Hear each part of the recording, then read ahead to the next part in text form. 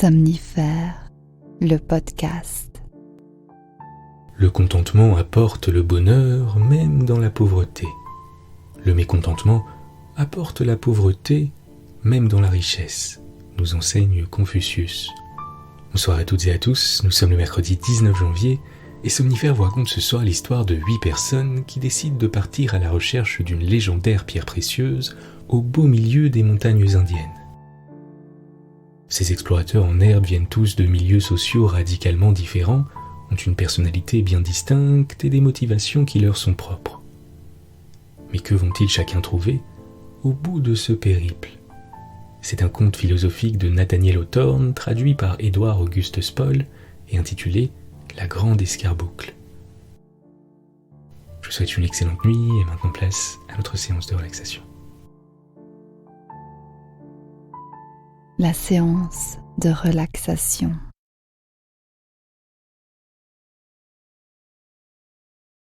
Pendant quelques instants, ne faites rien d'autre que d'observer simplement votre respiration et l'air qui entre et sort de vos narines.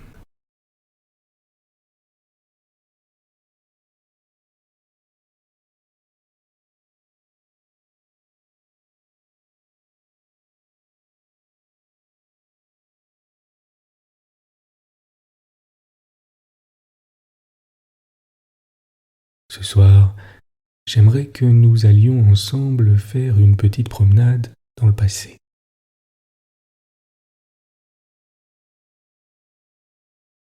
Prenez une longue inspiration par le nez, lentement, calmement, et expirez par la bouche.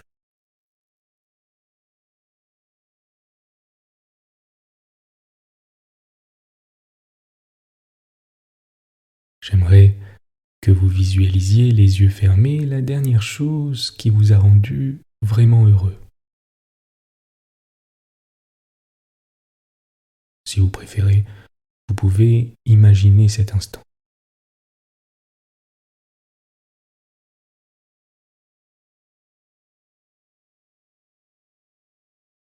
Visualisez où vous êtes, quel temps il fait, s'il y a du bruit ou non,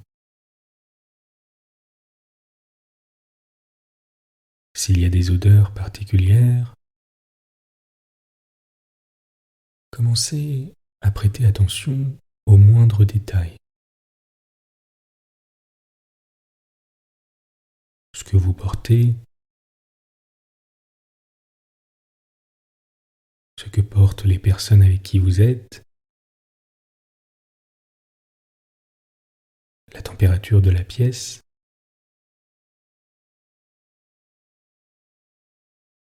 la brise éventuelle si vous êtes à l'extérieur.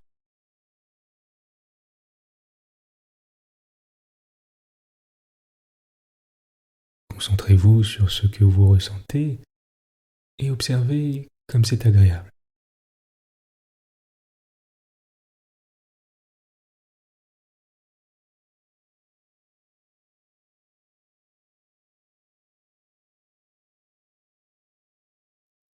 À présent, laissez-vous simplement bercer par votre respiration.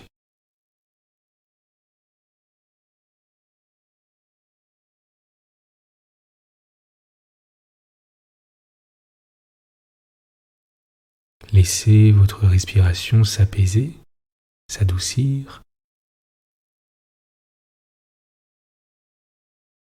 et votre corps s'enfoncer dans le matelas un peu plus à chaque expire.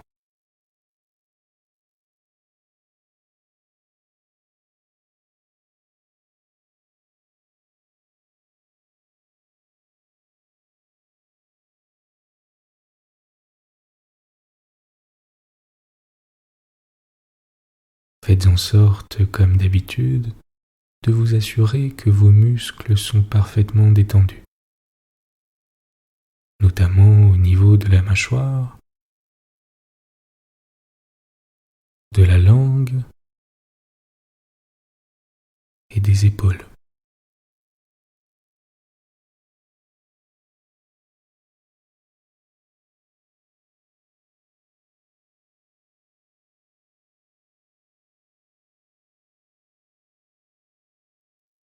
Continuez d'observer vos sensations.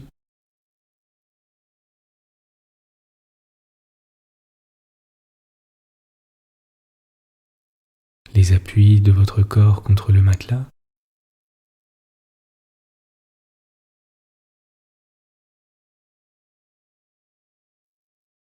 La température de l'air à l'inspire et à l'expire.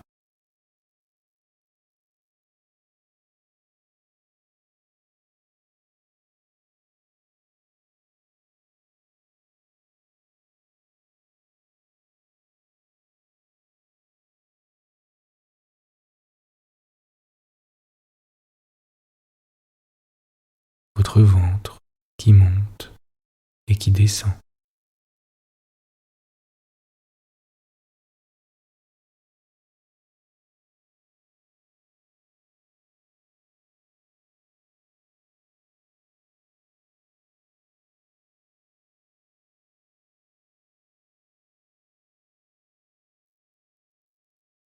Vous êtes calme et détendu. L'histoire du soir. Une fois, il y a longtemps de cela, une petite troupe de voyageurs se reposait à la tombée de la nuit sur le versant aride d'un contrefort des montagnes blanches. Après avoir infructueusement cherché durant tout le jour la pierre mystérieuse connue sous le nom de la Grande Escarboucle. Ce n'était ni l'amitié ni l'esprit d'association qui les avait rassemblés dans ce lieu sauvage, mais simplement le hasard, et chacun cherchait ce trésor pour son compte personnel.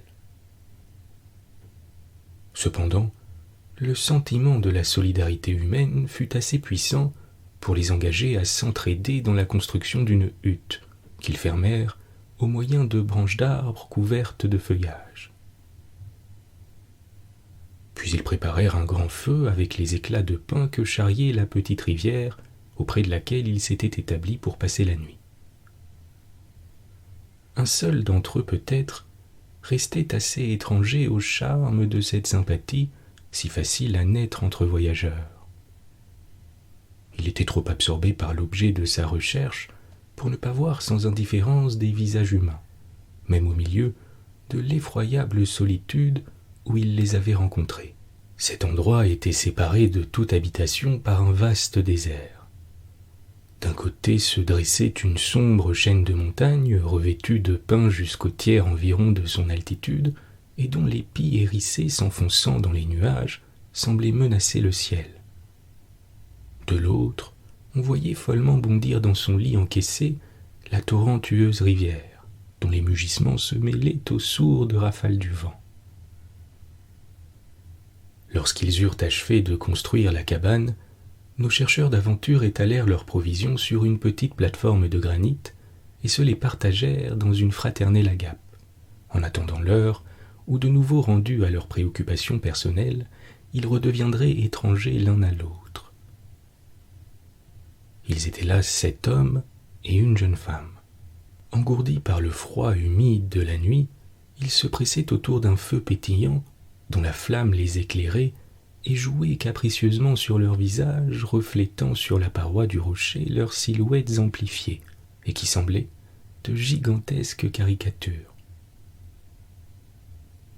Le plus âgé de la troupe était un homme de haute taille, très maigre, vêtu de peaux d'animaux, et qui portait avec tant d'aisance ce sauvage costume que l'on comprenait à première vue qu'il n'avait dû longtemps avoir d'autre compagnie que celle des loups, des daims et des ours. Il était du nombre de ces infortunés qui, au dire des Indiens, sont dès l'enfance atteints d'une folie particulière, qui consiste dans une perpétuelle recherche de la Grande Escarboucle. Tous ceux qui avaient en l'occasion de visiter cette région le connaissaient sous le nom de chercheur.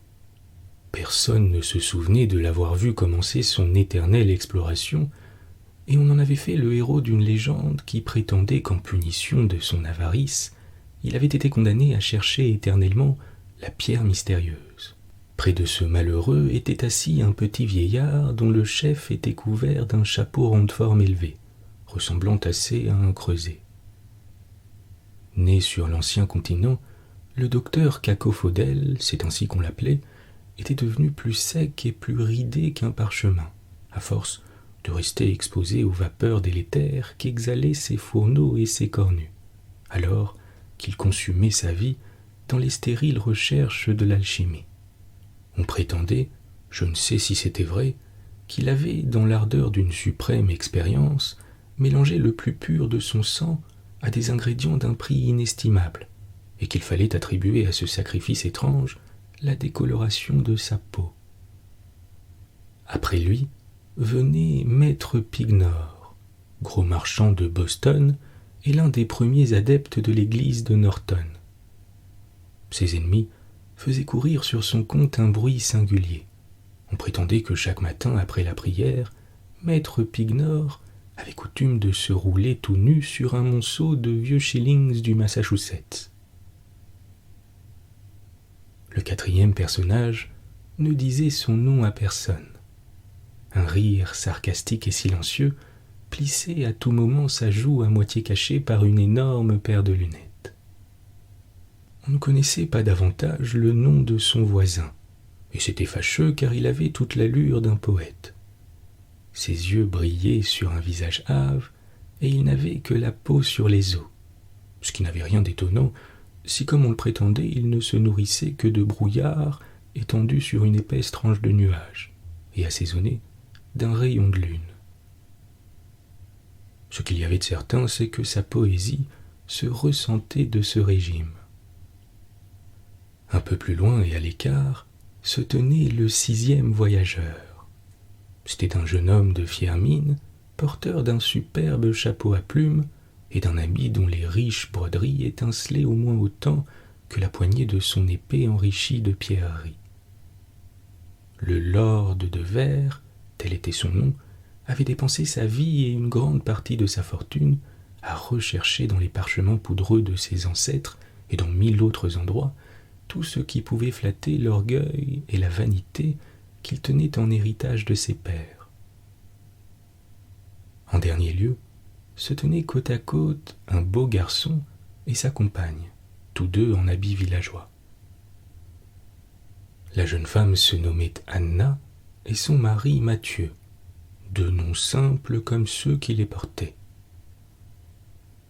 Donc cette réunion de personnages si différents les uns des autres, sous un toit unique et autour du même feu, était si préoccupée de l'objet de la recherche commune que tous les sujets de conversation qu'ils abordèrent y furent insensiblement ramenés, et que la grande escarboucle finit par accaparer entièrement leur attention. Plusieurs racontèrent quelles circonstances les avaient amenés là.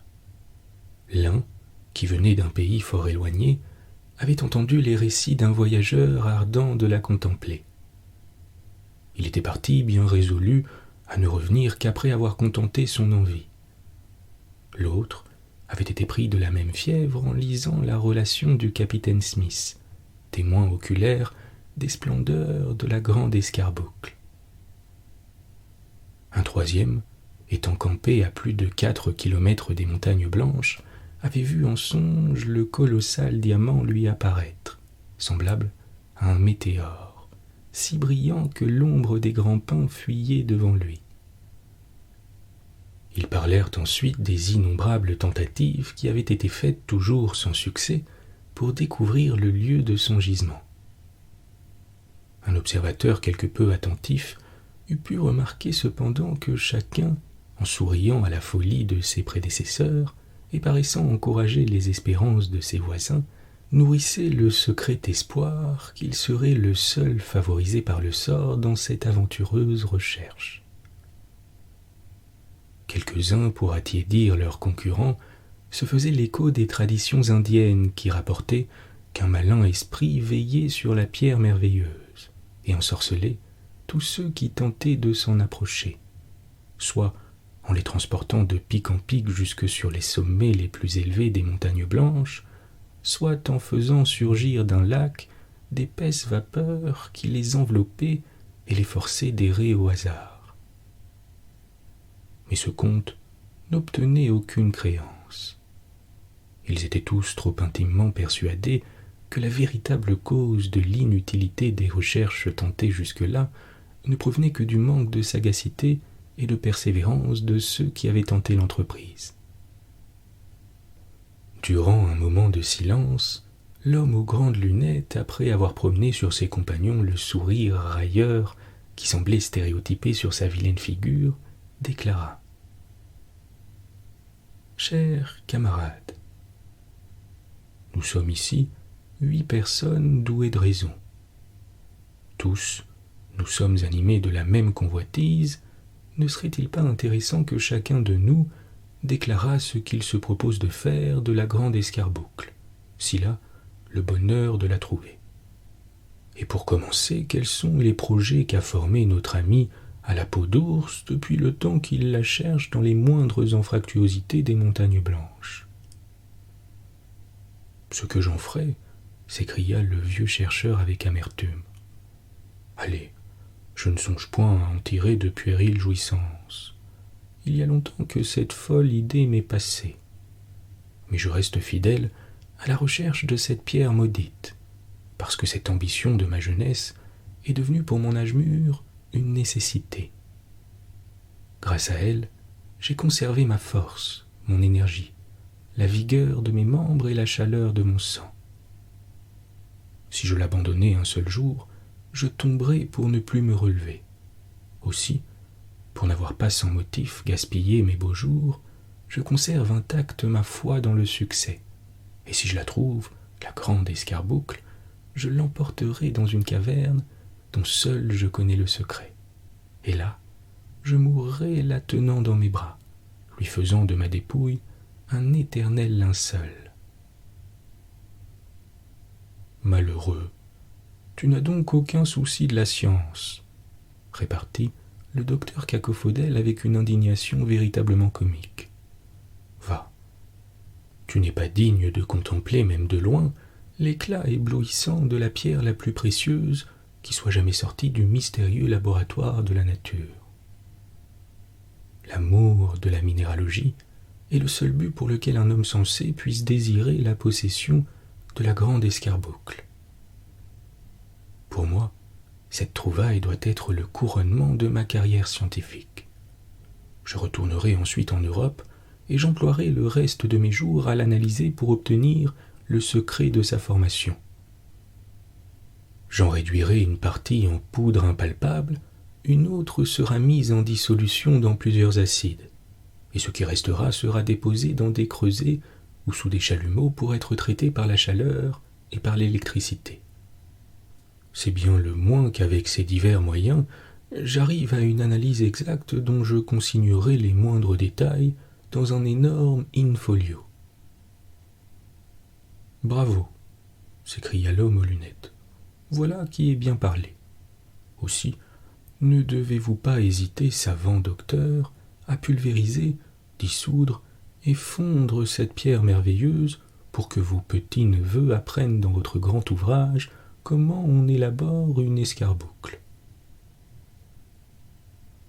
Cependant, dit maître Pignor, j'objecterai pour ma part que la pierre ainsi traitée n'aurait plus aucun prix. Or je vous avouerai franchement, messieurs, que mon intention n'est pas de diminuer sa valeur marchande. J'ai quitté pour venir ici ma maison de commerce, dont j'ai laissé la conduite à mes commis, livrant ainsi mon crédit à tous les hasards. Bien plus, j'expose chaque jour ma vie au milieu des peuplades indiennes, et le salut de mon âme, en poursuivant un but que ma congrégation ne considère pas comme très orthodoxe, eh bien, pensez-vous que je fasse volontairement un tort si grave à ma réputation, à mes affaires, que je risque d'être tué et qui pisé d'années sans la chance d'un profit raisonnable? Non, pieux Pignor, fit l'homme aux lunettes, je ne vous crois point capable d'une si grande folie. Vous pouvez en être rassuré, reprit le marchand. Aussi, si je trouve la grande escarboucle, et qu'elle est seulement la 100e partie de la grosseur et de l'éclat qu'on lui attribue, elle sera encore bien supérieure au fameux diamant du grand Mogol, dont le prix est inestimable. Or je m'embarquerai alors pour l'Europe. j'irai en Angleterre, en France, en Espagne, en Italie, en Turquie, et je vendrai ma pierre au potentat qui mettra la plus forte enchère. Tel est mon plan. Si quelqu'un de vous en a un meilleur, qu'il l'expose. Ainsi ferai-je, s'écria le poète, homme sordide qui ne connaît d'autre éclat que celui de l'or, et qui ne rêve de posséder cette merveilleuse pierre que pour l'échanger contre un monceau de Guinée. Moi, si je la trouve, je la cacherai soigneusement sous mon manteau, puis je retournerai toujours courant jusque dans ma petite chambre de Londres. Là, jour et nuit, je la couvrai de l'œil. Mon âme s'épanouira dans sa contemplation, et son doux éclat se reflètera dans chacun de mes vers, si bien que, lorsque depuis longtemps j'aurai disparu de ce monde, il entourera mon nom comme d'une auréole. Bien dit, poète, s'écria le porteur de lunettes. Mais songe-y bien. Si tu la caches sous ton manteau, elle brillera à travers les trous nombreux et te fera ressembler durant la nuit à un feu follet. Quelle pitié, murmura le lord de Verre, se parlant à lui-même, comme s'il eût dédaigné de s'adresser à ses humbles compagnons. Pensez que cet être déguenillé parle d'emporter la grande escarboucle dans une mansarde de Grub Street. N'est-il pas plus convenable que ce beau diamant aille orner la grande salle du château de mes ancêtres? Là, il resplendira, faisant de la nuit le jour, sur les armures, les bannières, les écussons appendus aux murailles. Inutile à ces chercheurs d'aventure, la grande escarboucle éternisera la mémoire des héros de ma race, et sur le diadème des plus puissants souverains, elle ne fera pas si bonne figure que dans la grande salle des lords de Verre. C'est là penser avec noblesse, dit obséquieusement le railleur. Cependant, si je puis me permettre une observation, il me semble que cette pierre unique ferait mieux, suspendue en guise de lampe sépulcrale dans le caveau des ancêtres de votre seigneurie, que dans la grande salle du château. Eh bien moi, interrompit Mathieu, le jeune campagnard qui était assis auprès de la jeune femme et tenait sa main dans les siennes. Moi, je suis d'avis que le gentilhomme a trouvé le véritable emploi de la grande escarboucle. Anna et moi, nous sommes à sa recherche précisément dans l'intention de la faire servir au même usage. Oh, fit sa seigneurie surprise. Et dans quel château la placeras-tu?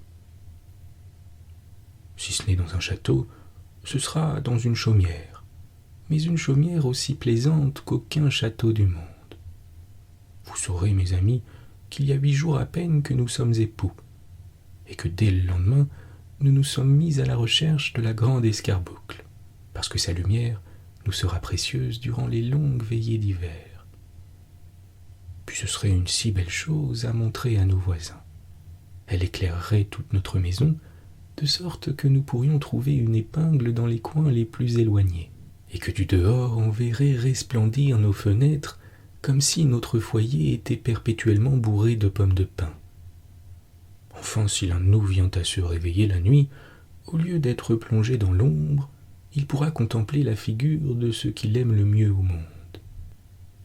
Les chercheurs d'aventure ne purent se défendre d'un sourire à l'exposé des naïfs projets que faisait le jeune couple sur cette pierre inestimable, dont les plus grands monarques de la terre eussent été fiers d'orner leur bandeau.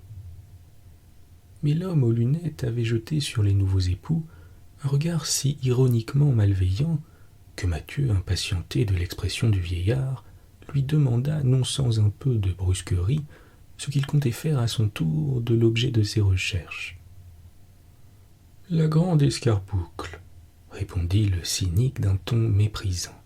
« Mais, imbécile que vous êtes, est-ce qu'il existe une pareille merveille dans la nature? J'ai marché plus de 300 kilomètres.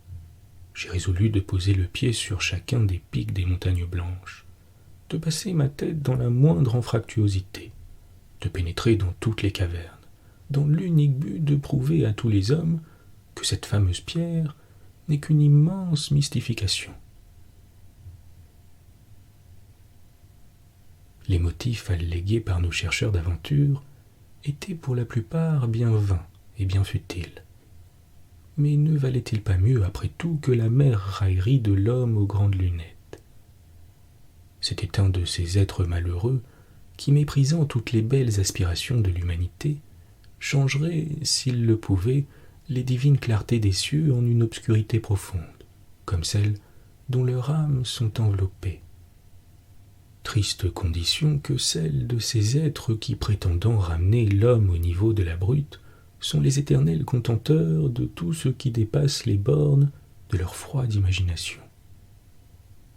Cependant, les dernières lueurs du feu qui commençaient à s'éteindre faute d'aliments avertirent les voyageurs qu'il était temps de profiter du reste de la nuit et de chercher dans un sommeil réparateur de nouvelles forces pour leur pérégrination du lendemain. Chacun s'accommoda le mieux qu'il put sur sa couche improvisée et ferma les yeux pour contempler, au moins en songe, les fulgurants rayons de la grande escarboucle. Le jeune couple avait élu domicile dans le coin le plus retiré de la hutte, séparé du reste de la compagnie par un rideau de feuillage artistement entrelacé par la jeune femme. C'était une chambre nuptiale digne de nos premiers parents, et dans laquelle ils s'endormirent bientôt d'un profond et paisible sommeil, leurs mains unies en une tendre étreinte. Le lendemain matin, tous deux s'éveillèrent en même temps, se souriant l'un à l'autre. Et se souvenant du lieu où ils se trouvaient, ils regardèrent à travers les interstices du feuillage pour voir leurs compagnons. Mais la cabane était déserte et ceux-ci étaient sans doute partis depuis longtemps. « Debout, mon cher Mathieu, cria Anna. Ces étrangers sont déjà loin. Levons-nous vite si nous ne voulons perdre la grande escarboucle. En effet, les vapeurs du matin, combattues par l'influence bienfaisante du soleil, s'ébranlaient lentement et commençaient à fuir en longues traînées blanchâtres tout le long de la vallée. Les deux jeunes gens, après une toilette sommaire faite à la hâte dans les ondes limpides et fraîches du torrent, prirent un frugal repas assaisonné par la bonne humeur, et se levèrent simultanément pour se préparer à gravir la montagne, légers et dispos comme deux jeunes daims. Doux emblèmes de l'amour conjugal, ils escaladaient péniblement les rochers en se prêtant un mutuel appui. Enfin, après quelques petits accidents qui signalent d'ordinaire ces sortes d'ascensions, tels qu'une robe déchirée, un soulier fendu, les longs cheveux d'Anna pris dans un buisson, ils atteignirent la dernière limite de la forêt, et dès lors, leur montée devint plus pénible et plus périlleuse. Jusque-là, leur regard s'était arrêté avec complaisance sur les arbres, dont le feuillage les récréait et dont l'ombre protectrice les garantissait de la trop grande clarté du jour. Aussi s'arrêtèrent-ils avec découragement en mesurant de l'œil cette vaste région qu'il leur restait à parcourir, hérissée de rochers entièrement nus, livrée au choc de tous les vents contraires et brûlée par les rayons ardents du soleil. Ils jetèrent un regard désolé sur la route ombreuse qu'ils avaient suivie, hésitant à s'engager dans ces solitudes désolées. « Irons-nous plus loin ?» demanda Mathieu, passant son bras autour de la taille d'Anna, autant pour la soutenir que pour raffermir son courage. La jeune épouse ne souhaitait pas renoncer à l'espoir de posséder le plus beau des diamants, le tout pour quelque péril à affronter. « Montons toujours, » murmura-t-elle résolue, quoiqu'un peu tremblante et tournant vers le ciel des yeux qui semblaient l'implorer. « Viens alors, » dit Mathieu, faisant appel à toute sa résolution en la soutenant de son mieux, car au dernier moment la jeune femme sentait le courage lui manquer. Ils traversèrent d'abord une zone stérile, dans laquelle croissaient çà et là quelques pins rabougris au tronc moussu, et qui, malgré les années accumulées sur leur tête, n'atteignent jamais plus de 3 ou 4 pieds. Ensuite, ils s'aventurèrent au milieu d'un amas de fragments granitiques, amoncelés les uns sur les autres, à l'instar des monuments tumulaires élevés par les peuples primitifs. L'atmosphère était devenue beaucoup plus froide, et rien de vivant n'égayait cette région, comme si la nature, lassée de les accompagner, eût refusé de leur tenir plus longtemps compagnie. Réfugiée dans les derniers arbustes de la forêt, cette mère des humains semblait jeter de loin un dernier adieu à ses aventureux enfants. Mais bientôt elle disparut même à leur regard dans la personne d'un maigre buisson, et ils ne virent plus qu'un léger brouillard qui s'étendait au-dessous d'eux, montant lentement des profondeurs de la vallée, jusqu'à ce qu'il eût atteint leurs pieds, où, se condensant alors en une épaisse et large nappe, il prit l'apparence d'un terrain mouvant sur lequel il semblait marcher. Puis montant toujours, la brume les enveloppa tous deux, dépassa leur front, et s'enroulant autour des pics, cacha presque aussitôt à leurs regards la montagne et le ciel vers lequel ils tournaient vainement les yeux pour s'orienter. Leur courage n'était point abattu, mais les forces d'Anna commençaient à s'épuiser et sa respiration devenait de plus en plus pénible. Elle ne voulait point que son mari la soutînt, et 2 ou 3 fois elle chancela et ne se retint que par un effort de suprême énergie. Enfin, vaincue par la fatigue, elle s'affaissa sur un quartier de roc. « Nous sommes perdus, amis, dit-elle tristement. Jamais plus nous ne retrouverons le chemin de la vallée. Nous aurions été si heureux dans notre petite chaumière. Cher cœur, nous pouvons l'être encore, dit Mathieu. Tiens, vois de ce côté, le soleil qui perce le brouillard va nous permettre de nous diriger.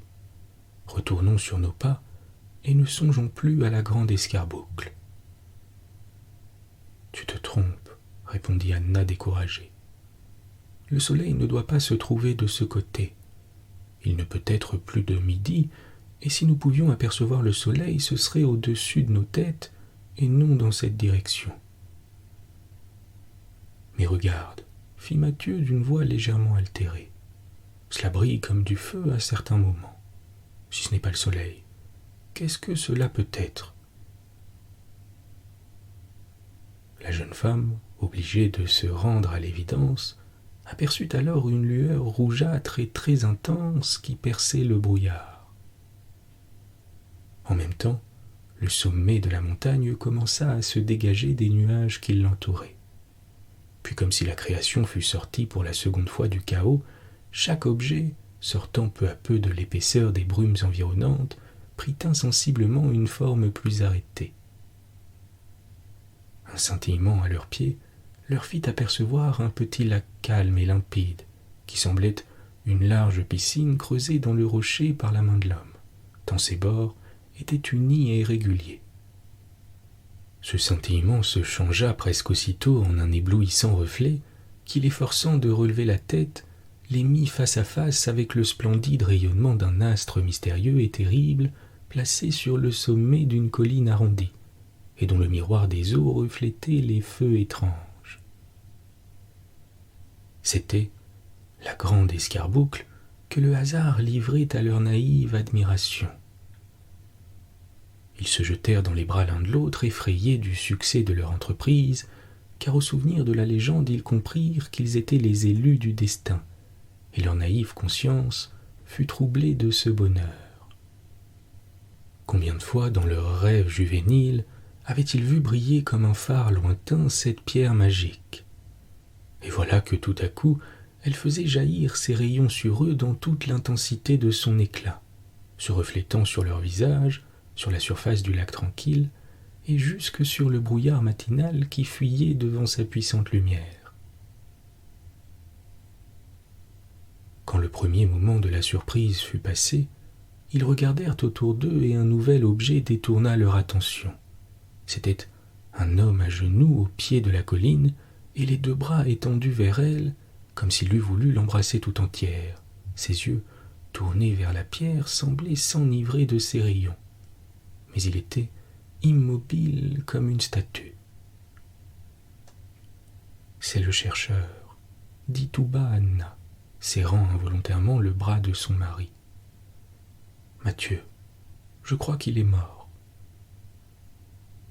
C'est la joie qui l'a tué, » répondit le jeune homme en tremblant de tous ses membres. « Peut-être que l'éclat de la grande escarboucle donne la mort à ceux qui s'en approchent. »« La grande escarboucle » fit derrière eux une voix moqueuse. « La grande blague, vous voulez dire ? Eh bien, si vous l'avez trouvée, montrez-la-moi. » Ils se retournèrent et virent l'homme aux prodigieuses lunettes regardant fixement le lac, la colline et la merveilleuse pierre elle-même sans plus l'apercevoir que si la brume épaisse qui tout à l'heure les environnait s'était interposée entre elle et lui. Placé en face de l'évidence, il la niait de la meilleure foi du monde. « Voyons, » répéta-t-il, « où est-elle, votre grande blague ? Je vous défie de me la faire voir. » Probablement la couleur de ses lunettes remplissait pour lui l'office de ces verres noircis au moyen desquels on a coutume d'observer les éclipses de soleil.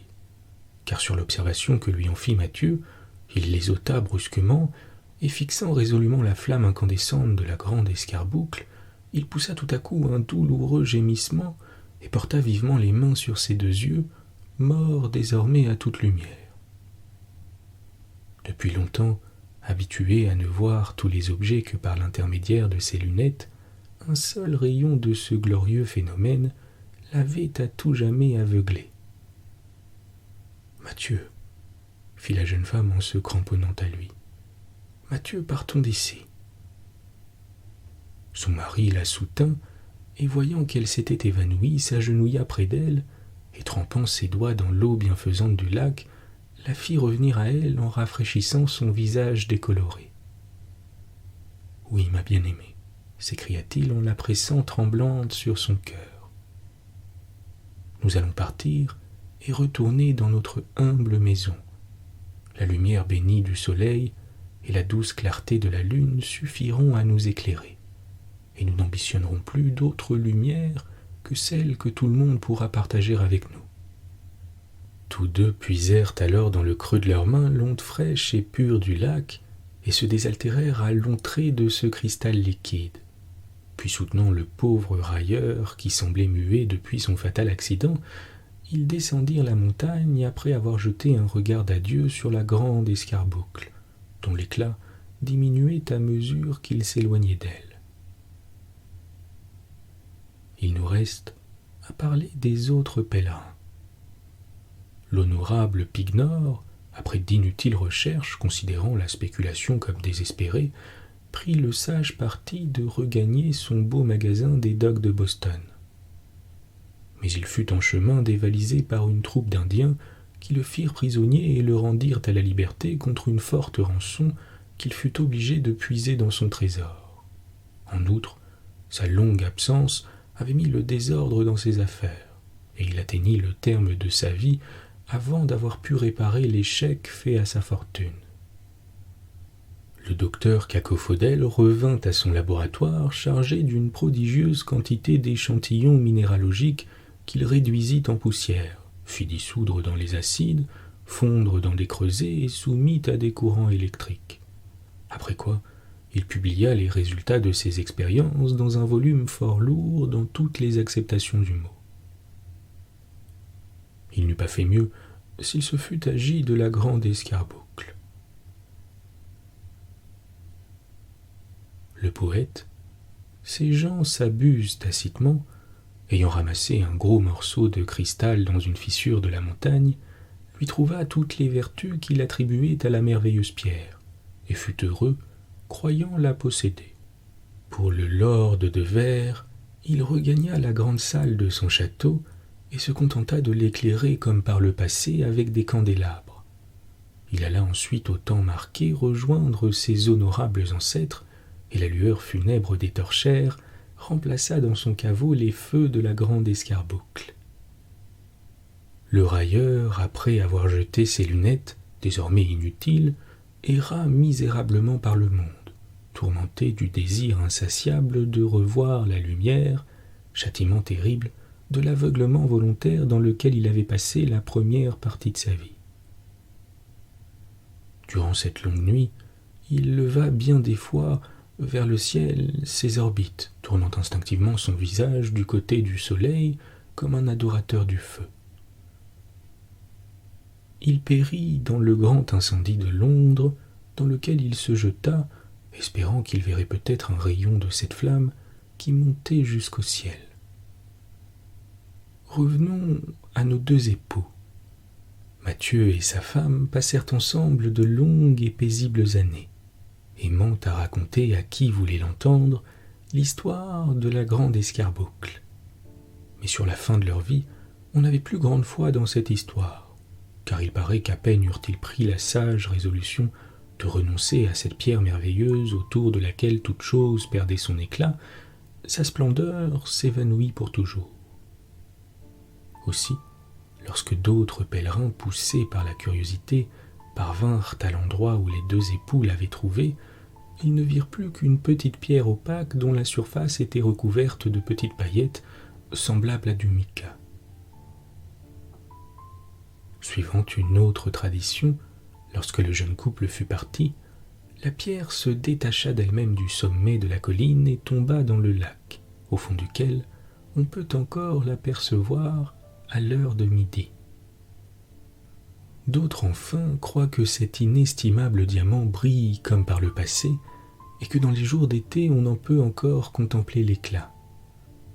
J'avoue pour ma part que dans une excursion à travers les montagnes blanches, j'ai vu leurs sommets illuminés d'une merveilleuse lumière, et que légèrement enclin à la poésie, j'ai cru devoir l'attribuer à la grande escarboucle. Bonne nuit. Bonne nuit.